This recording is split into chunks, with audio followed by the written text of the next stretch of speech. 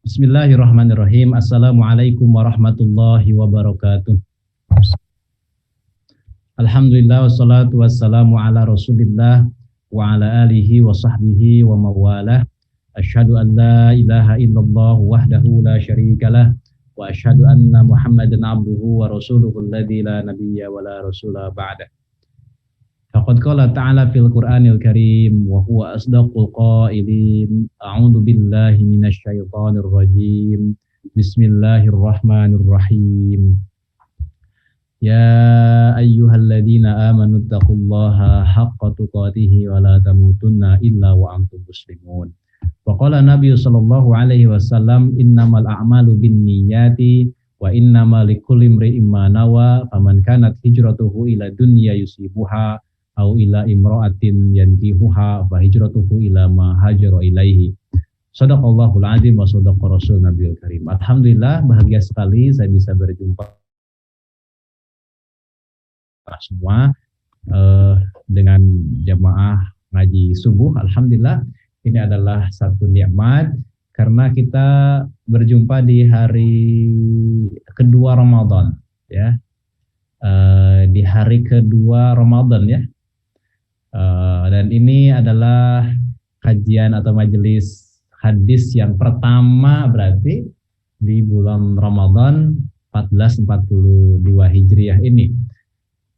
Dan tak terasa berarti kita sudah setahunan kita bersama. Alhamdulillah. Karena saya masih ingat dulu kita mulai itu, kalau tidak salah itu akhir Sya'ban ya dulu, atau Ramadan dulu ya. Kita mulai mengkaji ilmu hadis dari kitab As-Shakhsiyatul Islamiyah juz yang pertama dalam bahasan ilmu hadis. Ya, dan tamat, kemudian kita masuk ke kitab Al-Qawaid As-Sasiyah, tamat juga. Alhamdulillah, ini nikmat dari Allah Subhanahu wa taala. Jadi kenikmatan itu adalah ketika kita menamatkan kitab. Coba kenikmatan apa dibandingkan dengan kita tamat kitab? Nikmat sekali ya Allah. Ada secara bako atau kepuasan, tuntas gitu ya, tuntas. Ya, masalah bisa nggak bisa itu nomor 2 ya. Yang tuntas, di situ ada keberkahan insya Allah, ada kebaikan insya Allah, dan terus dilatih dan dilatih lagi. Sebenarnya bisa saja kita juga melanjutkan kepada kitab ilmu hadis yang lebih tinggi atau kitab ilmu hadis yang lebih spesifik. Contoh yang lebih tinggi bisa jadi kita membahas atau membaca kitab Tadribur Rawi, ya, atau Nuzhatun Nazar, lebih tinggi itu. Tapi memang bahasanya sama secara tema, tapi lebih tinggi, lebih lengkap, lebih dalam gitu. Atau bisa jadi kita mengambil sub-sub pendalaman, misalnya fan ilmu yang merupakan pendalaman, seperti misalnya Jarh wa Ta'dil ya di Rosatul Asanid, kajian sanad, takhrij hadis, kemudian misalnya berkaitan dengan manhajul muhaddisin, manhaj ahli hadis dan seterusnya. Itu lebih spesifik. Jadi bisa ke situ juga. Tapi nantilah kita rencanakan, mungkin Syawal kita akan belajar apa. Nah, kalau selama Ramadan ya insya Allah kita akan fokuskan pada praktik, mengkaji hadis untuk ditelaah dari berbagai sisinya dengan perangkat yang sudah kita pernah pelajari, dengan pisau bedah yang pernah kita pelajari, gitu ya. Kita sudah pernah punya pisau walaupun pisaunya kecil, ya. Dengan pisau itu kita coba untuk menelaah satu buah hadis. Insyaallah ya. Sebelumnya saya mohon maaf ya, saya baru bisa gabung karena Ramadan itu saya punya jadwal di masjid ya untuk kuliah subuh, dan itu selama Ramadan saya punya majelis mengasuh sama juga hadis arba'in ya.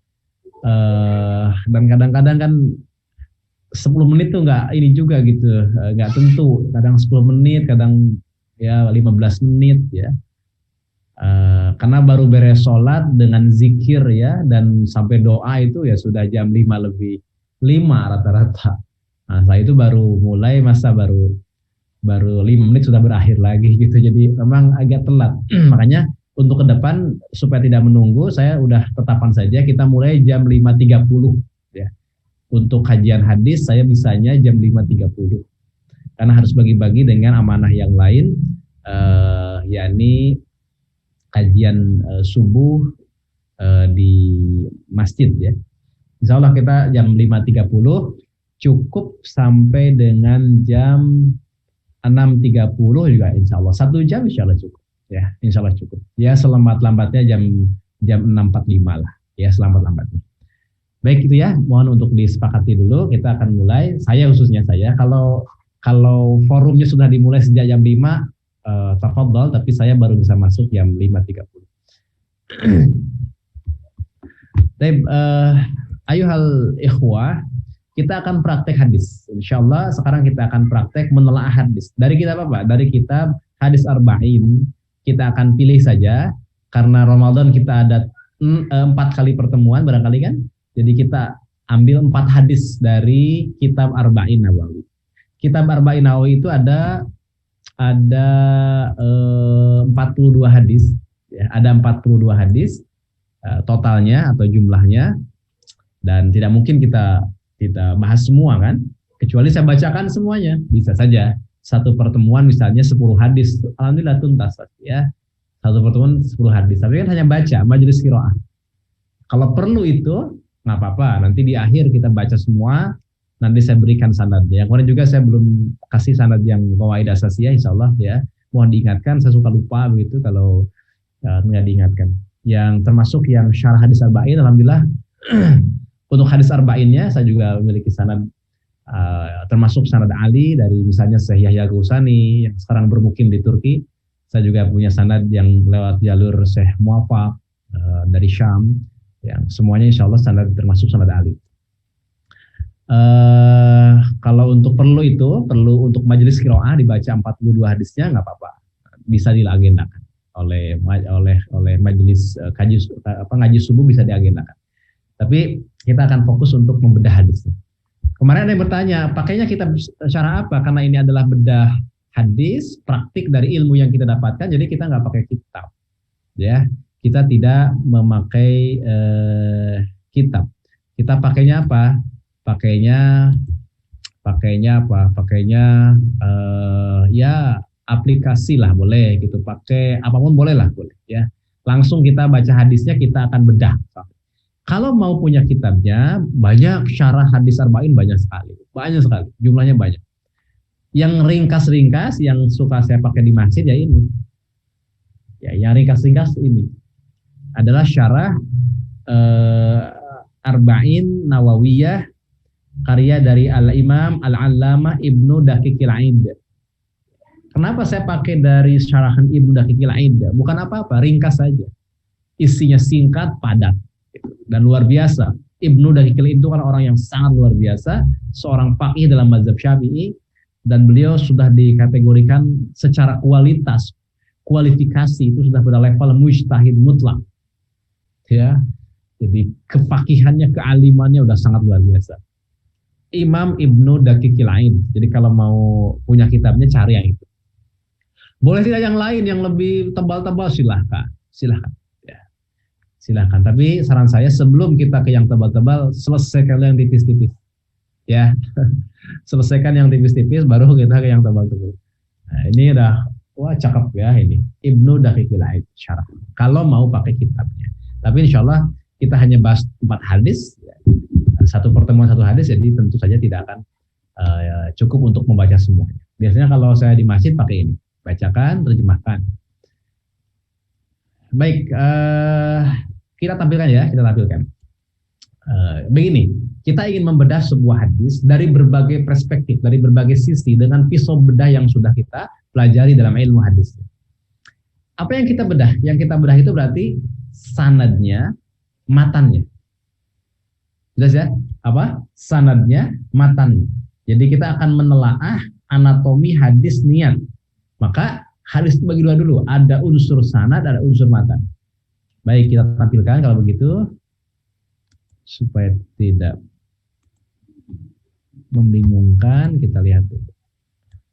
Nah, mudah-mudahan terlihat dengan jelas. Kalau kurang jelas, silahkan di zoom saja.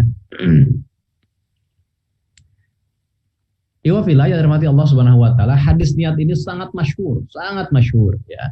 Apalagi hadis ini adalah hadis yang dikeluarkan oleh Imam Al-Bukhari dan Imam Muslim. Ya, Imam Al-Bukhari dan Imam Muslim. Hadis ini ada dalam kitab sahihnya, di mana kitab sahih keduanya adalah kitab sahih yang paling tinggi kedudukannya. Bahkan disebut-sebut sebagai as-sahhul kutub al-musannafat ba'dal Quran. Yani sesahih-sahihnya kitab, sesahih-sahihnya kitab hadis yang disusun begitu ya. Ba'dal Quran, setelah Al-Quran, ya ini paling sahih, ini kitab Sahih Bukhari dan Sahih Muslim. Baik, sahabat-sahabat semua, para jamaah yang dirahmati Allah Subhanahu wa taala, ikhwah yang senantiasa haus akan ilmu. Sekarang langkah kita membedah. Saya sudah punya PowerPoint sebenarnya, tapi nggak pakai itu dulu ya. Itu gampang lah, nanti belakangan.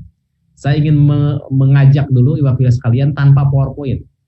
Kalau udah pakai PowerPoint udah enak ya. Sudah saya pisah-pisahkan.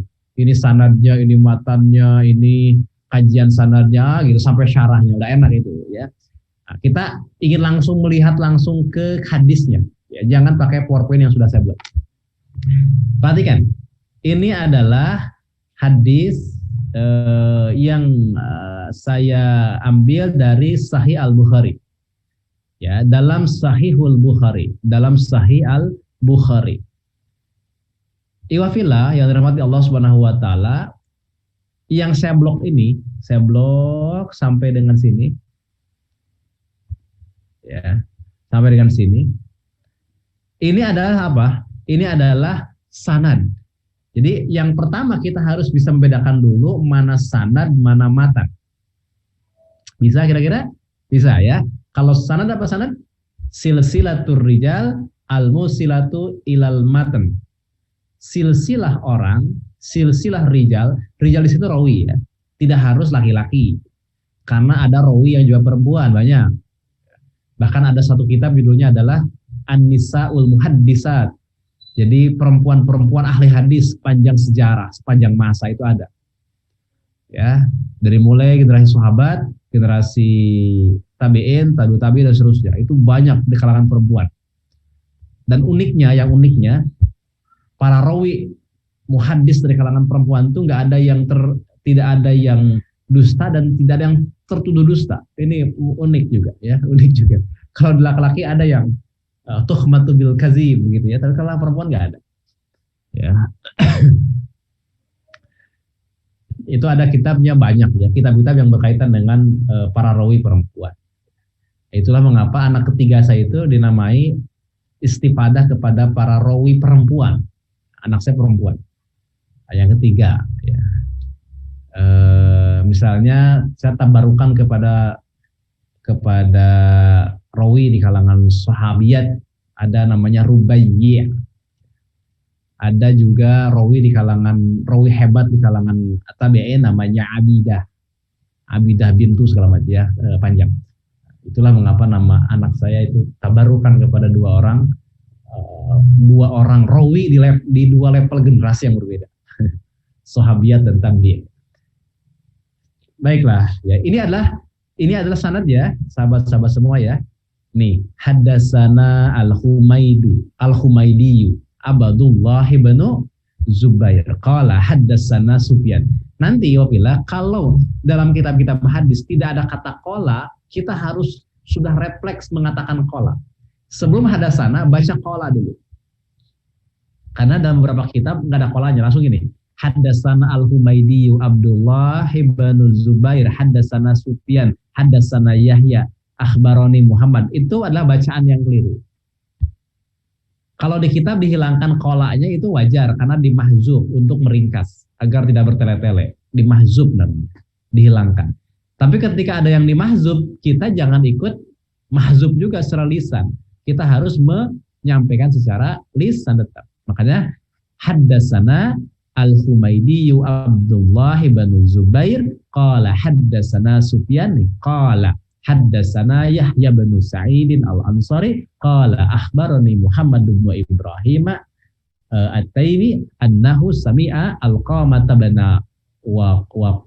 Waqasin al-Laitsi yaqulu sami'atu Umar bin al-Khattabi radhiyallahu anhu 'ala al-minbar qala sami'atu Rasulullah sallallahu alaihi wasallam yaqul. Sampai dengan Umar bin Khattab itu adalah sanad. Kalau terjemahkan begini, hadatsana telah menceritakan kepada kami. Kata siapa ini?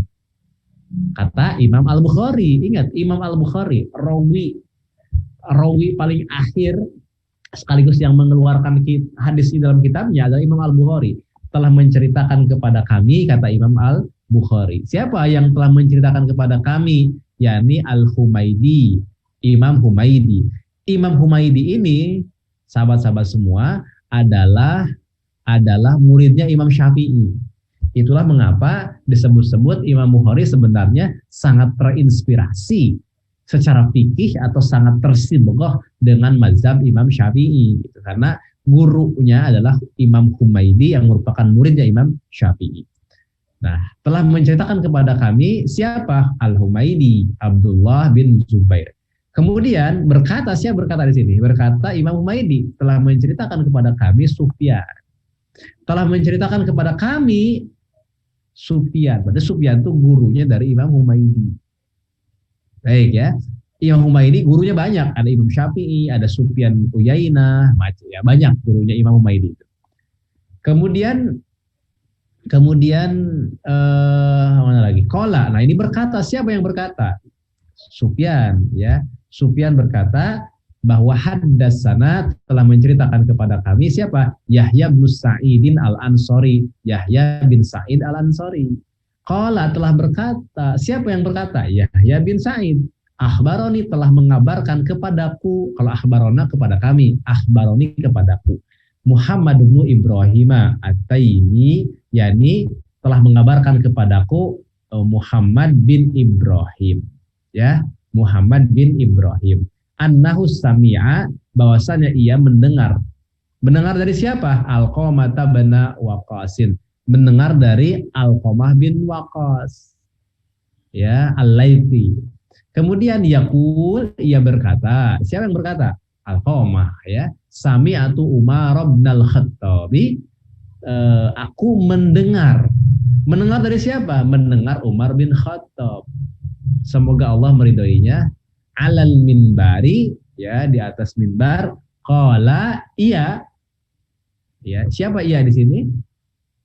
Umar bin Khattab. Ya, Umar bin Khattab qala berkata, sami'atu Rasulullah sallallahu alaihi wasallam. Aku mendengar Rasulullah sallallahu alaihi wasallam yaqulu bersabda. Nah, itu dia ya. Ini namanya apa? Sanad. Ini namanya sanad. Sedangkan apa yang menjadi sabdanya Rasulullah itu adalah matan. Ya. Matannya berarti ini innamal a'malu binniyati, amal-amal itu atau berbagai macam aktivitas itu hanya tergantung pada niat. Kenapa saya terjemahkan hanya? Karena innama itu adat qasar. Ya, innama itu adat qasar. Sebagaimana misalnya apa? La ilah, nafi, kemudian lanjut istisna. Tidak ada kecuali, itu namanya adat qasar hanya. Atau misalnya penghanyaan berikutnya adalah kalau mendahulukan maf'ul daripada fi'il. Seperti iyyaka, baru na'budu. Iyyaka nasta'in, itu penghanyaan. Atau wa ila rabbika, itu maf'ul dulu. Farghab, baru fi'il. Ya. Itu juga penghanyaan. Hanya kepada Rabbmu kamu berharap. Hanya. Jadi amal ini hanya tergantung pada niat. Wa innama likulli imri'in ma nawa, dan setiap orang tergantung dengan apa yang diniatkannya. Ya. Setiap sesuatu tergantung pada apa yang diniatkannya. Kemudian faman kanat hijratuhu ila dunya yusibuha, barang siapa yang hijrahnya, karena asbabul wurud dari hadis ini tentang apa? Tentang hijrahnya seorang sahabat yang karena motif tertentu, yakni motif ingin menikahi seorang perempuan. Faman kanat hijratuhu ila dunya yusibuha, Barang siapa yang hijrahnya karena dunia yang dia inginkan, yang dia ingin capai, yang ingin dia raih, atau au ila imra'atin yankihuha, atau untuk mendapatkan perempuan yang hendak dia nikahi, fahijratuhu ila ma hajara ilaihi, maka ya hijrah untuk apa? Hijrah untuk apa yang dia hijrah, yang dia niatkan itu, ya. Jadi dia akan mendapatkan apa yang dia niatkan dalam hijrahnya. Gitu ya. Ini kalau kita lihat. Kok redaksinya beda dengan redaksi yang lain? Oh biasa. Ini namanya riwayat bil makna. Karena dalam riwayat yang lain itu ada sedikit perbedaan. Misal, ya, dalam redaksi yang lain itu sebelum man kanat hijratuhu ila dunya yusibuha, itu diawali dengan apa dulu? Dengan paman kanat hijratuhu ilallahi wa rasulihi fa hijratuhu ilallahi wa rasulihi, itu dulu ya. Baru waman kanat hijratuhu lidunya yusibuha aw imra'atin yankihuha fa hijratuhu ila ma hajara ilaihi. Jadi ini ada riwayat bil ma'na, jadi ada perbedaan redaksi. Kayak amal ada yang mufrad, ada yang jamak. Niat ada yang bentuknya mufrad ataukah jamak. Nah, itu bentuk apa namanya? Bentuk riwayat bil ma'na. Baik, lanjut langkah pertama apa? Langkah pertama membedakan sanad dan matan. Bedah dulu anatomi hadis ini, sanadnya mana, matannya mana. Intinya harus membedakan. Bisa kira-kira membedakan sanad dan matan? Ya. Bisa ya? Alhamdulillah ya. Jadi gampang lah. Biarpun kita tidak bisa membedakan mantan, yang penting bisa membedakan matan ya. Kalau mantan gampang dibedakan. Saya pernah cerita dulu ya dengan di awal-awal dengan Ustaz Supriyadi itu. Jadi ada satu santri kan ditanya, mahwal matan, apa itu matan? Apa itu matan? Apa itu matan maksudnya ya, matan. Disangkanya mantan gitu, ya Allah ya. Makanya dijawab al mantan huwa alladzi qad madha, ya, yakni seseorang yang telah meninggalkan, seorang yang telah berlalu, itu mantan namanya. Ini matan ya, atau dalam bahasa Indonesia jadi matan, padahal bahasa Arabnya al-matnu, matan. Ya, di Indonesia kan begitu dengan matan. Ya. Jelas ya semua ya. Baik, kalau begitu kita lanjutkan kembali. Kita tampilkan lagi. Itu langkah pertama. Membedakan mana sanad, mana matan. Baik, langkah kedua, sekarang kita akan fokus di sanad. Setelah kita bisa membedakan sanad dan matan, maka langkah kedua, kita pastikan apakah ini tersambung atau terputus. Apakah ini mutasil atau munqati. Ya, apakah ini ittisal atau inqita? Kita harus pastikan dulu. Nih, sahabat-sahabat semua, para pencari ilmu, para pemburu ilmu, kalau ada kata haddasana, ini sudah pasti ittisal. Kenapa? Karena haddasana ini sudah merupakan rumus ya, yang sudah dipastikan menggambarkan bahwa ada pertemuan dan ada proses mendengar. Sezaman, ada pertemuan, ada proses mendengar, di mana guru membacakan kepada murid. Itu namanya haddasana. Jadi tiga kriteria dari sanad yang mutasil terpenuhi tiga-tiganya. Satu apa? Mu'asharah sezaman. Dua apa? Liqa, bertemu. Tiga apa? Tiga adalah sama mendengar. Jadi apa lagi? Ulang lagi. Satu, mu'asharah. Dua, liqa. Tiga sama. Ya. Itu. Bisa sambil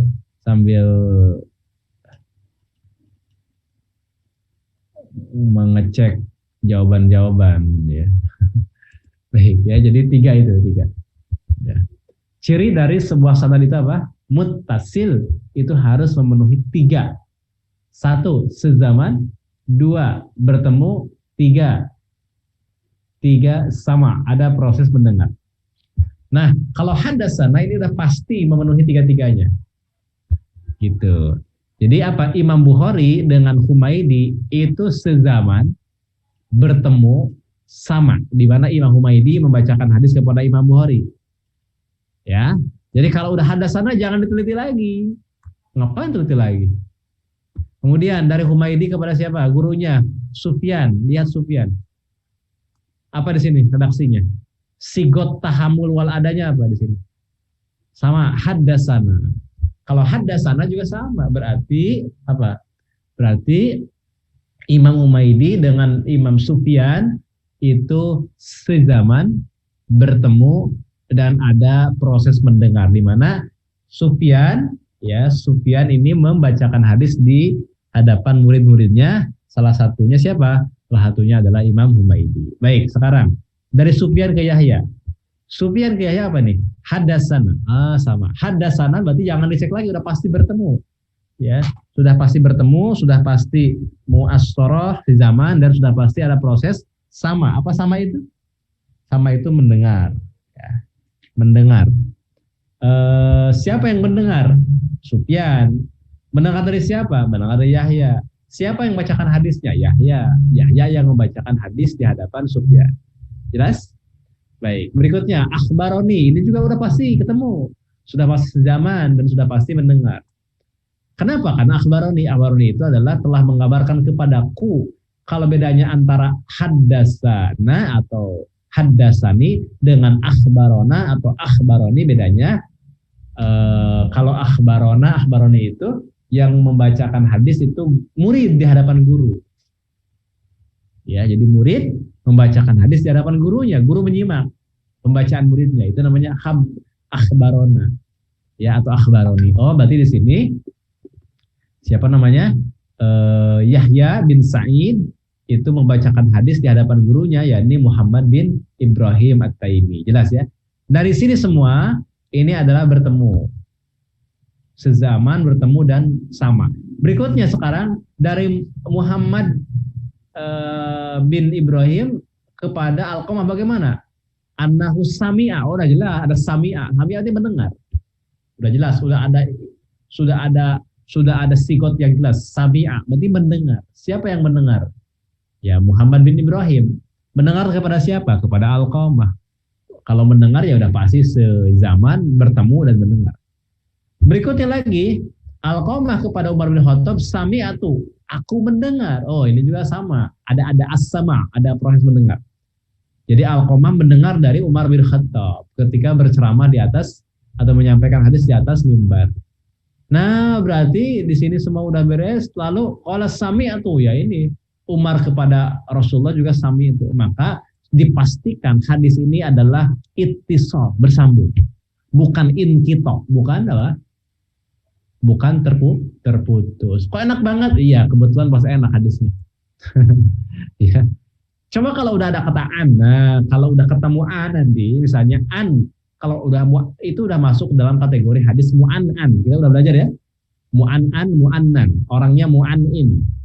Nah, oleh karena itu berarti kalau kita menemukan hadis mu'an'an, kita harus telusur si mu'an'innya. Apakah dia sezaman?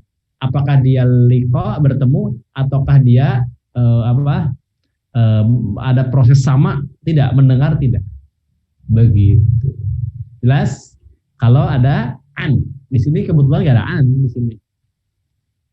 Kalau ada an, berarti kita harus pastikan 3 hal tadi itu. 1, sezaman tidak. 2, bertemu tidak. 3, ada sama atau mendengar tidak. Gitu. Lewat apa kita tahunya? Lewat menelaah atau membuka biografinya. Minimal apanya? Minimal tahun lahir, tahun wafat kita harus tahu, harus buka oleh kita. Ya, kita harus membuka tahun lahir dan tahun wafatnya. Harus mengetahui. Minimalnya tahun wafat lah, kalaupun tahun lahir nggak lengkap, tahun wafatnya. Rihlah ilmiah. Oh, berarti kita harus belajar biografi para rawi, tarjamatur rawi atau tarjamatur ruwah. Biografi para rawi. Gitu ya. Harus tahu biografi mereka, yakni biografi para rawi. Yang sezaman itu yang bagaimana? Yang sezaman itu adalah ketika si muridnya lahir, gurunya masih ada, begitu. Atau lebih kuat lagi, lebih spesifik lagi, ketika si muridnya sudah mulai layak mendengar hadis, katakanlah sudah mumayyiz gitu, gurunya masih ada. Oh berarti itu sezaman namanya. Ya. Liqa enggak dipastikan ada bertemu enggak? Muridnya bukan dia. Dia pernah hadir enggak di majelis gurunya gitu. As-sama, dia mendengar enggak dari gurunya hadis tentang ini misalnya. Nah, dicek itu kalau kita menemukan mu'an'an, hadis mu'an'an. Ya, hadis yang ada kata an ya. Paham ya? Paham ya? Insyaallah ya, mudah sekali ya. Insyaallah. Ini hadis niatnya enak sekali, nggak ada annya. Seandainya ada an saja, misal nih, misal, anggap aja ada an. Misal dari Muhammad bin Ibrahim kepada guru Muhammad bin Ibrahim dari gurunya yakni Alqamah. Ini gimana nih Alqamah kepada Muhammad bin Ibrahim gimana nih? Sezaman enggak gitu ya, anggapnya gitu. Maka kita harus apa?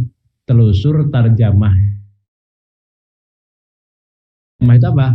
Biografi ya. Kalau saya sebut tarjamah itu biografi.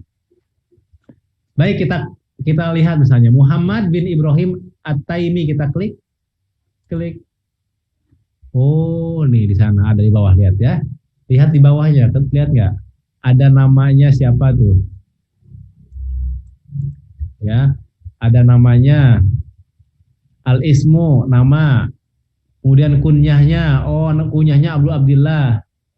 Nama aslinya Muhammad bin Ibrahim bin Haris bin Khalid dan bin Sakhar bin Amir bin Ka'ab bin Sa'ad dan seterusnya ya.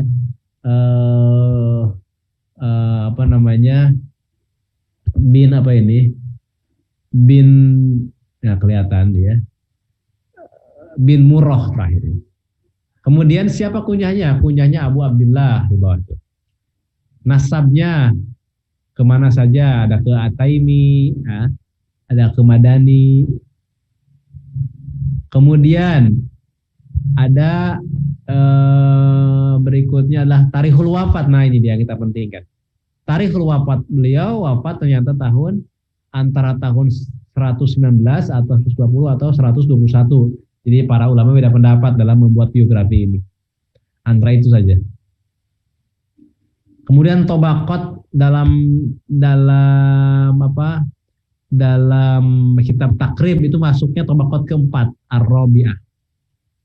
Kemudian dari sisi kedudukannya, rutbahnya, ar-rutbatu inda Ibni Hajar, sikotun lahu, afrodun. Dia sikot tetapi dia menyendiri. Sikot ya, tapi dia menyendiri dan seterusnya ini penilaiannya. Nah kita harus tahu ya tahun wafat, tahun lahir, penilaian para ulama seperti apa. Kemudian kita lihat gurunya siapa? Alqamah, lihat Alqamah. Oh Alqamah ini, Alqamah itu beliau ada di wafatnya di sini mana? Pada masa Khalifah Abdul Malik bin Marwan. Nanti harus dipastikan lagi itu di tahun berapa gitu. Nanti dicek di kitab yang lebih tebal lagi. Ya. Di kitab yang lebih tebal lagi untuk memastikan bertemu tidak. Ya. Liqa tidak gitu ya. Kemudian kalau liqa as-sama tidak, mendengar tidak. Ya, dipastikan nanti Alqamah dengan misalnya Muhammad bin Ibrahim. Ya. Insyaallah ya jelas ya. Sampai di sini insyaallah jelas untuk membedah tersambung atau terputusnya sebuah sahabat. Lanjut yang berikutnya adalah langkah yang selanjutnya masih dalam masalah sanad apa? Meneliti kualitas para rawinya. Langkah keberapa ini? Ketiga. Meneliti kualitas para rawinya. Al-Humaidi ini bagaimana kualitasnya? Sufyan bagaimana? Misalnya Humaidi lihat rutbahnya Ibnu Hajar saja misalnya. Ternyata kata Ibnu Hajar rutbahnya adalah siqotun hafizun faqihun. Ya, luar biasa. Kemudian apa lagi? Humaidi. yakni qala hadatsana Sufyan. Siapa sih Sufyan terus? Nah itu namanya Sufyan bin Uyainah. Sufyan bin Uyainah juga sama, ini beliau adalah gurunya dari Imam Syafi'i, Sufyan bin Uyainah. Ah ya gitu. Ini dipastikan, dicek nanti. Baik, kemudian apa lagi? Cek lagi di sini. Yahya bin Sa'id Al-Ansari. Ya. Kita lihat misalnya rutbahnya apa ini? Rutbahnya, kedudukannya, lihat siqotun sabat. Oh, kata Ibnu Hajar ya, siqotun sabat. Siqot sabat, kokoh lagi. Terpercaya kokoh. Nah, kemudian Muhammad bin Ibrahim At-Taimi, siapa dia? Thiqah. Apa namanya? Alqomah. Nah ini. Alqomah di sini katakan oleh Ibnu Hajar apa? Oleh Ibnu Hajar rutbah. Nah ini sikotun sabat, sama juga Ibnu Hajar mengatakan sikotun sabat. Berikutnya siapa lagi? Umar bin Khattab ya udah pasti ya. Umar bin Khattab itu adalah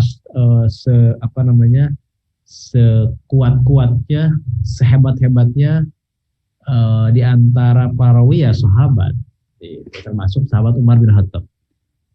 Nah ini dia ya, dapat dipahami ya. Kita baru membedah sanad dan apa? Sanad itu bagian ketersambungan atau tidaknya. Yang kedua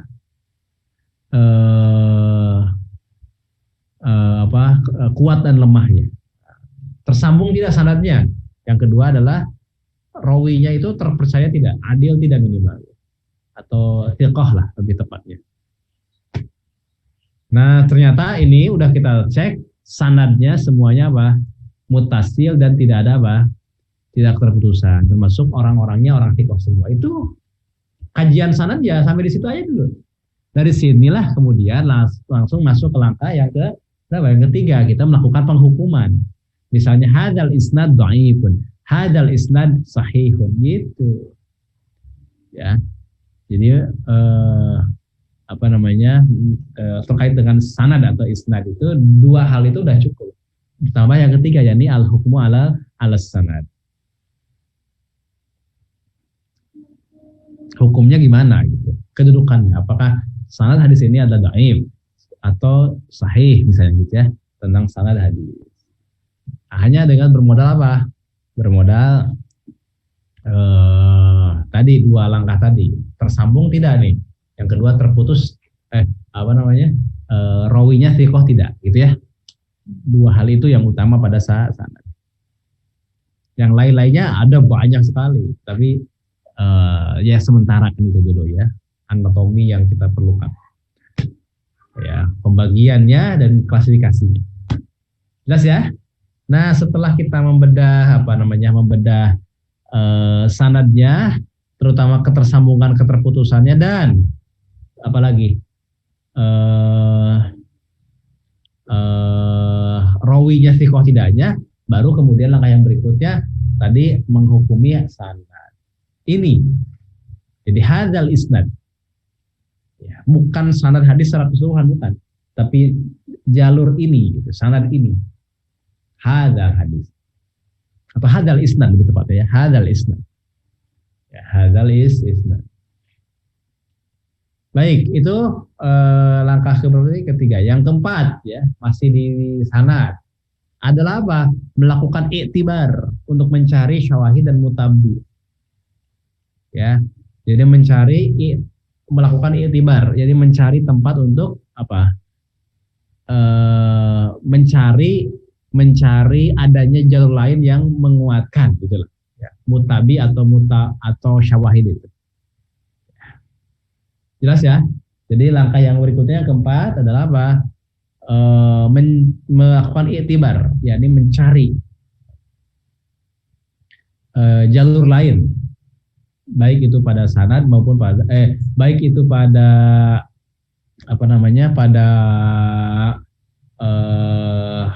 jalur lain yang bermuara pada sahabat yang sama atau jalur lain yang bermuara pada sahabat yang berbeda, gitu ya.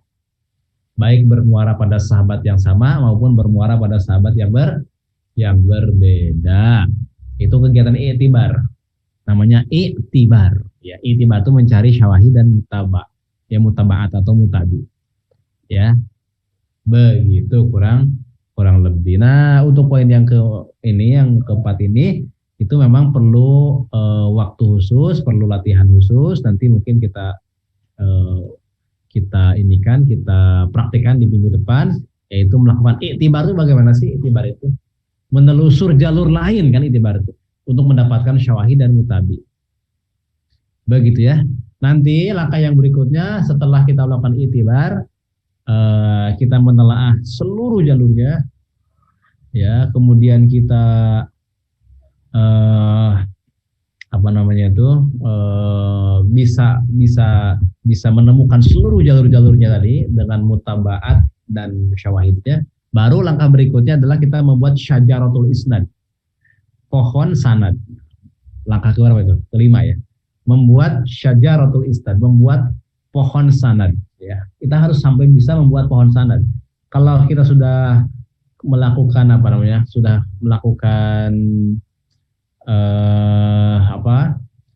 proses iktibar, itu harusnya langsung bisa melakukan penggambaran. Ya, penggambaran. Yang penting dibuat dulu garis ininya, ya, garis jalur-jalurnya gitu ya. Setiap kita membuat syajaratul isnad kan kita membuat garis-garis yang menunjukkan jalur, ya, menunjukkan jalur-jalur. Ya, ada berapa jalur, berapa jalan itu. Itu namanya dalam bahasan syawahid dan mutabi. Ya, syawahid dan mutabi. Baik. Saya kira itulah ya. Jadi kegiatan dalam sanad itu yang paling akhir adalah melakukan melakukan pencarian terhadap syawahid dan mutabi, jalur lain. Itu namanya iktibar. Kegiatannya iktibar, produknya adalah mutabi dan syawahid. Jelas ya? Kalau sudah itu selesai, maka langkah berikutnya oleh kita adalah bandingkan redaksi pada sanad dan bandingkan redaksi pada seluruh matan-matannya. Ya. Jadi seluruh matan-matannya diindikan, ya, dibandingkan, saling dibandingkan. Nanti akan kelihatan ya perbedaan atau persamaan. Sudah itu saja. Nah, paling akhir sekali baru kita menjelaskan aspek matannya. Tadi kan sanad, sekarang matan. Apa yang dijelaskan di matan? Paling tidak 3 saja. Satu apa? Mufrodat dan maksud lafaz. Mufrodat dan maksud lafaz. Apa sih yang disebut dengan ini tuh? Dengan hijrah tuh, itu kan mufrodat dan maksud lafaz. Oh, hijrah itu adalah intikal min daril kufri ila daril Islam. Nah, itu namanya intikal. Itu namanya mufrodat. Kok intikal ya? Mufrodat. Ya, jadi hijrah itu adalah intikal dari atau perpindahan dari sini ke sini misalnya. Nah, itu namanya hijrah. Dijelaskanlah apa hijrah, fikihnya segala macamnya gitu ya. Sampai jelas. Baik, saya kira cukup ya, itu aspek mufrad dan maksud lafaz. Kemudian yang berikutnya yang masih tentang matan masih tentang matan yang juga penting adalah syarah. Setelah mufradat dan maksud lafaz baru syarah. Ya, syarah dari hadis tersebut. Baik, saya kira itulah gagasan-gagasan utama kalau kita hendak membedah sebuah hadis. Harus sampai syarah yang ringkas, yang enak. Ya, dimulai dari yang ringkas biasanya.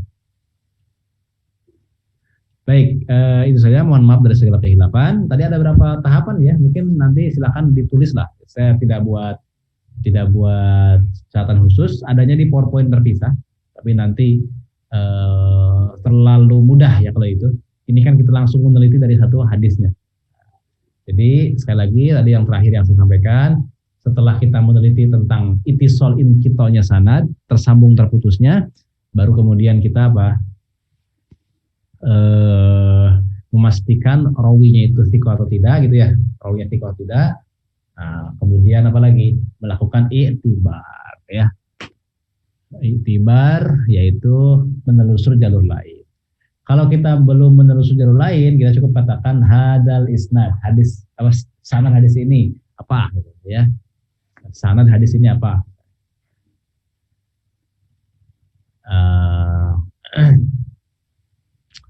Jadi itu ya. Jadi saya kira poin-poin penting sampai pada penghukuman pada sebuah sanad. Ini doif atau tidak gitu. Tapi beda ya, bukan doif hadis kalau kita baru sanad itu. Misalnya sanad di sini adalah sahih, adalah layin, adalah doif misal gitu. Nah itu tentang penghukuman pada sanad. Belum penghukuman pada matan.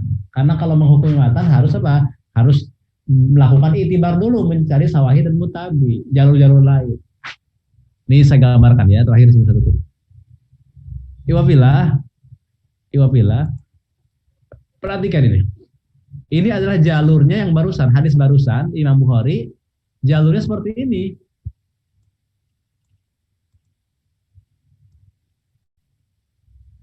Ini jalurnya. Dari Imam Bukhari ke Al-Humaidi, ke Sufyan Uyainah, Yahya bin Sa'id, Muhammad bin Ibrahim, Al-Qamah, Umar bin Khattab, gini kan? Tapi kan ini yang mendengar cuma Umar bin Khattab. Ada nggak yang lain yang mendengar? Silahkan dicari. Itu namanya iktibar, namanya mencarinya itu. Produknya apa?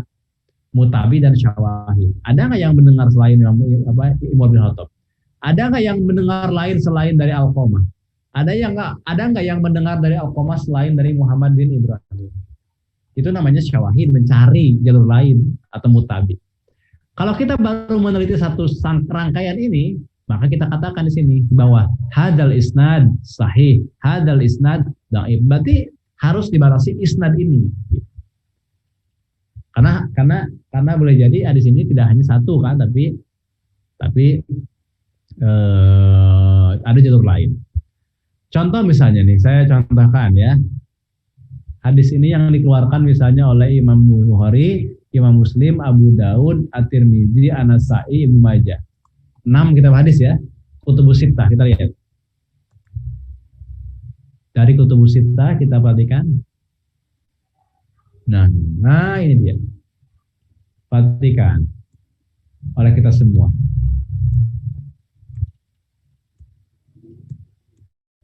Nih. Perhatikan oleh kita semua.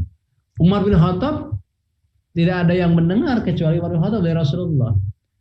Ternyata tidak ada yang mendengar itu dari Umar bin Khattab kecuali seorang, yakni Al-Qamah. Ini contoh tafardu gini. Ya. Kemudian tidak ada yang mendengar dari Al-Qamah kecuali siapa? Muhammad bin Ibrahim. Kemudian yang mendengar dari Muhammad bin Ibrahim juga nggak ada satu orang pun. Yang ada adalah seorang, Yahya bin Sa'id Al-Ansari. Nah, ternyata di sini yang mendengar dari Yahya bin Sa'id Al-Ansari itu ternyata bukan hanya satu orang. Di sini katakan ada berapa nih? 3, 4, 5, 6, 7, 8, 9. Ini 11 orang lebih. 11 orang mendengar dari dari Yahya bin Sa'id Al-Ansari. Nih, 11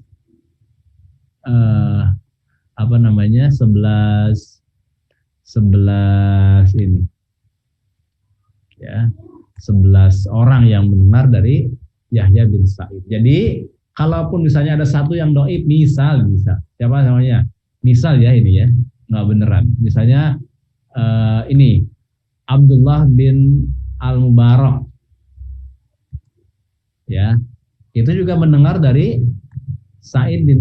Yahya bin Sa'id, dan ternyata beliau tidak sendirian, tapi ada yang lain. Contohnya adalah siapa ini? Ini Sulaiman bin Hiyal, ada Abdullah bin Al-Mubarak, ya. Ada Hafiz bin